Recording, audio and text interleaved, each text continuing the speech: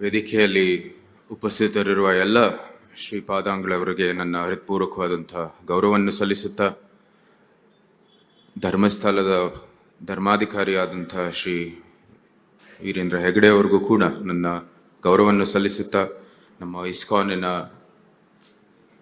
ಬೆಂಗಳೂರು ಇಸ್ಕಾನಿನ ಅಧ್ಯಕ್ಷರು ಹಾಗೂ ಉಪಾಧ್ಯಕ್ಷರಿಗೂ ಕೂಡ ನನ್ನ ಗೌರವವನ್ನು ಸಲ್ಲಿಸುತ್ತಾ, ಇಲ್ಲಿ ವೇದಿಕೆಯಲ್ಲಿ ಉಪಸ್ಥಿತರಿರುವ ಎಲ್ಲ ಗೌರವಾನ್ವಿತರಿಗೆ, ನಮ್ಮ ಸಹೋದ್ಯೋಗಿಗಳಿಗೆ ಮತ್ತು ಇಲ್ಲಿ ವೇದಿಕೆ ಮುಂಭಾಗದಲ್ಲಿರುವ ಎಲ್ಲ ಹಿರಿಯರೇ, ಮಹನೀಯರೇ, ಮಹಿಳೆಯರೇ, ಉಡುಪಿಯ ಸಮಸ್ತ ನಿವಾಸಿಗಳಿಗೆ ನನ್ನ ಹೃತ್ಪೂರ್ವಕವಾದಂಥ ಪ್ರಣಾಮಗಳನ್ನು ಸಲ್ಲಿಸುತ್ತಾ,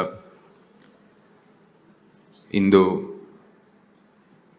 ಏನು ಪರ್ಯಾಯ ಹಸ್ತಾಂತರ ಒಂದು ವಿಧಿ ಅನುಭವಿಸುವಂಥದ್ದೇನೋ ಸೌಭಾಗ್ಯ ಸಿಕ್ಕಿದೆ, ಅತ್ಯಂತ ಒಂದು ಸಂತೋಷವನ್ನು ಉಂಟಾಗಿದೆ. ಈ ಸಂದರ್ಭದಲ್ಲಿ ಬಹಳ ವಿನಮ್ರವಾಗಿ ಎಲ್ಲ ಶ್ರೀಪಾದಂಗಳವರ ಕಮಲ ಪಾದದಲ್ಲಿ ನನ್ನ ಕೃತಜ್ಞತೆಗಳನ್ನು ಸಲ್ಲಿಸುತ್ತಾ, ಈಗಾಗಲೇ ಮೈಸೂರು ಅರಮನೆ, ಮೈಸೂರು ಸಂಸ್ಥಾನಕ್ಕೂ ಉಡುಪಿಗೆ ಇರ್ತಕ್ಕಂಥ ಒಂದು ಸಂಬಂಧ ಆಗಲೇ ಒಂದಷ್ಟು ಉಲ್ಲೇಖ ಮಾಡಿದ್ದಾರೆ. ಬಹಳ ಒಂದು ನಿಕಟವಾದಂಥ ಸಂಬಂಧ ಇದೆ. 200 ವರ್ಷ ಹಿಂದೆಯಿಂದನೂ ಕೂಡ ಸತತವಾಗಿ ಸಂಪರ್ಕದಲ್ಲಿ ಇರ್ತಕ್ಕಂಥ ಒಂದು 2 ಸಂಸ್ಥೆಗಳು ಜೊತೆಗೆ ಬೆಳೆದಿರ್ತಕ್ಕಂಥದ್ದು ಎಲ್ಲರಿಗೂ ತಿಳಿದಿರುವಂಥದ್ದು ಸಂಗತಿ. ಉಮ್ಮಡಿ ಕೃಷ್ಣಾರೊಡೆಯರವರ ಕಾಲದಲ್ಲೂ ಇಲ್ಲಿಗೆ ಬಂದಿದ್ರು. ಧರ್ಮಸ್ಥಳಗೆ ಪ್ರಥಮ ಒಂದು ಮಂಜುನಾಥೇಶ್ವರ ಸ್ವಾಮಿ ದರ್ಶನ ಮಾಡಿ ಕುಕ್ಕೆಗೆ ಬಂದು, ನಂತರ ಶೃಂಗೇರಿಗೆ ಬಂದು, ನಂತರ ಇಲ್ಲಿ ಉಡುಪಿಗೆ ಬರ್ತಾರೆ. ಅದೇ ಸಂದರ್ಭದಲ್ಲಿ ಆ ಒಂದು ಎಲ್ಲ ಆಭರಣಗಳನ್ನು ಅವರು ದಾನ ಮಾಡ್ತಾರೆ. ಅದೇ ಸಂದರ್ಭದಲ್ಲಿ ಅವರು ಇಲ್ಲಿ ಮತ್ತೆ ಧರ್ಮಸ್ಥಳಕ್ಕೆ ವಿನಂತಿ ಮಾಡ್ತಾರೆ, ಒಂದು ಯಕ್ಷಗಾನ ತಂಡವನ್ನು ನಮ್ಮ ಮೈಸೂರು ಅರಮನೆಗೆ ನೀವು ಕಳಿಸ್ಬೇಕು ಅಂತ. ಯಾಕಂದ್ರೆ ಮೈಸೂರು ಅರಮನೆಯ ಒಂದು ದರ್ಬಾರದಕ್ಕೂ ಕೂಡ ಆ ಒಂದು ಯಕ್ಷಗಾನ ಒಂದು ಪ್ರದರ್ಶನ ಆಗಬೇಕು ಅಂತ ಅವರು ವಿನಂತಿ ಮಾಡ್ತಾರೆ. ಅದಾದ ನಂತರ ನಾಲ್ವಡಿ ಕೃಷ್ಣಾರೊಡೆಯರವ್ರ ಕಾಲದಲ್ಲಿರ್ಬೋದು, ಅವ್ರ ತಂದೆಯಾದಂಥ ಚಾಮರಾಜ ಒಡೆಯರ ಕಾಲದಲ್ಲಿರ್ಬೋದು, ಅನೇಕ ಒಂದು ಕಥೆಗಳಿದ್ದಾವೆ. ನಮ್ಮ ಮೈಸೂರು ಅರಮನೆ ಮೆಟ್ಲು ಹತ್ತುವಾಗ ನಾವು ಪಾಲಿಮಾರ್ ಮಠ ಮತ್ತು ಪುತ್ತಿಗೆ ಮಠದ ಒಂದು ಚಿತ್ರಗಳು ನೋಡ್ತಾನೆ ನಾವು ಎಂಟರ್ ಆಗೋದು. ಸೊ ಅದಕ್ಕಾಗಿ ಆ ಪಿಕ್ಚರ್ಗಳು ಅಂದರೆ ನಾಲ್ವಡಿ ಕೃಷ್ಣಾರೊಡೆಯರವರ ಕಾಲದಲ್ಲಿ ಪಾಲಿಮಾರ್ ಮಠದ ಶ್ರೀಪಾದಂಗಳವರು ಮೈಸೂರು ಅರಮನೆಗೆ ಬಂದು ಅಲ್ಲೇ ಪೂಜೆ ಸಲ್ಲಿಸಿದ್ರು.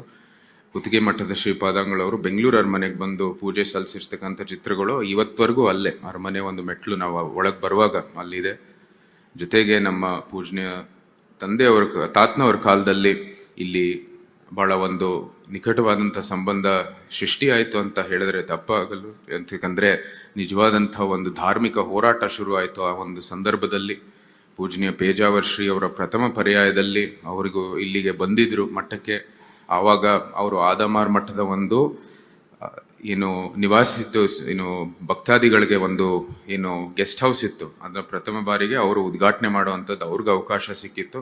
ನಂತರ ವಿಶ್ವ ಹಿಂದೂ ಪರಿಷತ್ ಸ್ಥಾಪನೆ ಆಗಿರೋ ಸಂದರ್ಭದಲ್ಲಿ ಅವರು ಗೌರವಾಧ್ಯಕ್ಷರಾಗಿ ಪ್ರಥಮ ಸಭೆಗಳು ಎಲ್ಲ ನಮ್ಮ ನಂಜನಗೂಡಿನಲ್ಲಿ ಮತ್ತು ಮೈಸೂರಿನಲ್ಲಿ ಅದನ್ನ ಏರ್ಪಡಿಸುವಂಥದ್ದು ಸೌಭಾಗ್ಯ ಸಿಕ್ಕಿತ್ತು ಅವ್ರಿಗೆ.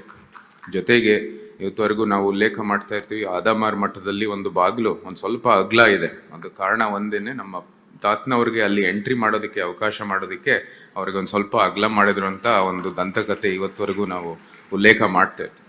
ಈ ಥರ ಅನೇಕ ಒಂದು ಕಥೆಗಳಿದ್ದಾವೆ, ಸಂಗತಿಗಳಿದ್ದಾವೆ. ನಾವು ಉಲ್ಲೇಖ ಮಾಡ್ತಾ ಹೋಗ್ತಾ ಇದ್ರೆ ಇಡೀ ದಿನ ನಾವು ಹೇಳ್ತಾ ಇರ್ಬೋದು. ಆದರೆ ಆ ಒಂದು ಸಂಬಂಧದೊಂದಿಗೆ ಒಳ್ಳೆ ಧಾರ್ಮಿಕ ಹೋರಾಟವನ್ನು ಆಗಬೇಕಾಗಿರೋದು ಈ ಕಾಲದಲ್ಲಿ ಅತಿ ಅವಶ್ಯ.